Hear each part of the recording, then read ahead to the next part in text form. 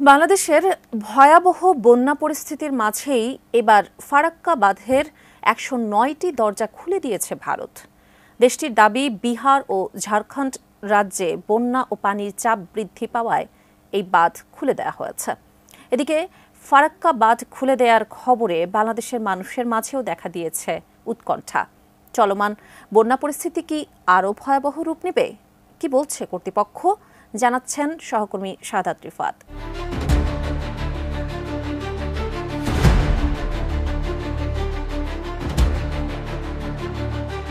ভারতের উজান থেকে নেমে আসা পানি ও টানা বৃষ্টির কারণে স্মরণকালের সবচেয়ে ভয়াবহ বন্যা দেখছে বাংলাদেশ। ঘর ছাড়া হয়েছে ১২টি জেলার কয়েক লাখ মানুষ। এর মধ্যে আরও একটি দুঃসংবাদ পেল বাংলাদেশ। এবার ফারাক্কা বাঁধের ১০৯টি দরজা খুলে দিয়েছে ভারত। সোমবার বিকেলে এই বাঁধ খোলা হয়েছে বলে খবর পাওয়া গেছে। জানা যায়, প্রাথমিক পর্যায়ে ১১ লাখ কিউসেক পানি ছাড়া হয়েছে। কর্তৃপক্ষের দাবি, পানি না ছাড়লে বাঁধের মারাত্মক ক্ষতি হতো। এ কারণে বাধ্য হয়েই বাঁধের মুখ খুলে দিয়েছে তারা। এদিকে ফারাক্কা বাঁধ খুলে দেওয়ার খবরে বাংলাদেশের মানুষের মাঝেও আতঙ্ক দেখা দিয়েছে।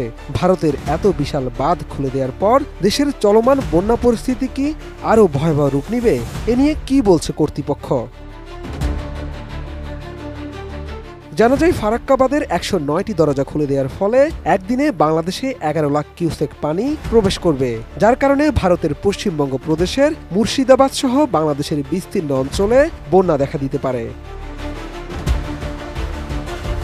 এছাড়া রাজশাহী, চাঁপাইনবাবগঞ্জ, পাবনা, সিরাজগঞ্জ, কুষ্টিয়া, রাজবাড়ী ও মানিকগঞ্জ সহ আশপাশের জেলাগুলো প্লাবিত হতে পারে বলেও জানিয়েছেন নদ নদী বিষয়ক গবেষণা প্রতিষ্ঠান রিভারাইন পিপলের পরিচালক এম আনোয়ার হোসেন। শতভাগ মসৃণ ব্রাশ ইম্পেলার নিশ্চিত করে অধিক পানির flow. RFL water pump on করলে পানির তুফান। রিভারাইন পিপলের পরিচালক এম আনোয়ার হোসেন আরও বলেন, ফারাক্কা বাঁধের গেট খুলে দেওয়ার খবরটি বাংলাদেশের জন্য বিপজ্জনক, তাই সবাইকে সতর্ক থাকার আহ্বানও জানান তিনি।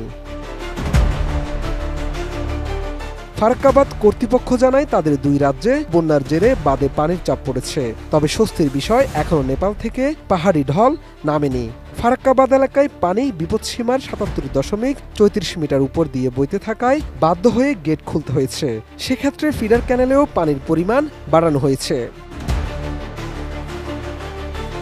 ফারাক্কা বাঁধের জেনারেল ম্যানেজার আরদেশ পান্ডে জানিয়েছেন, ফারাক্কা ব্যারেজ কর্তৃপক্ষ সবসময় সতর্ক রয়েছে। প্রতি মুহূর্তে নজর রাখা হচ্ছে। খুব কম সময়ের মধ্যে যেভাবে পানির চাপ তৈরি হয়েছে, তাতে ১০৯ গেটের সবকটি খুলে না দিলে ব্যারেজের উপর বড় চাপ তৈরি হচ্ছিল।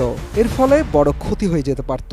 আপাতত ফিডার ক্যানেলে ৪০,০০০ কিউসেক ও ডাউন স্ট্রিমে ১১ লাখ কিউসেক পানি ছাড়া হয়েছে।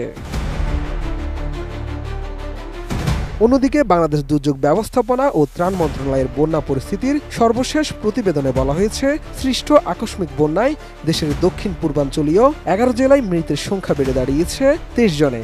এসব জেলায় ক্ষতিগ্রস্ত হয়েছেন ৫৭ লাখেরও বেশি মানুষ। শাহাদাত রিফাত, এটিএন নিউজ, ঢাকা।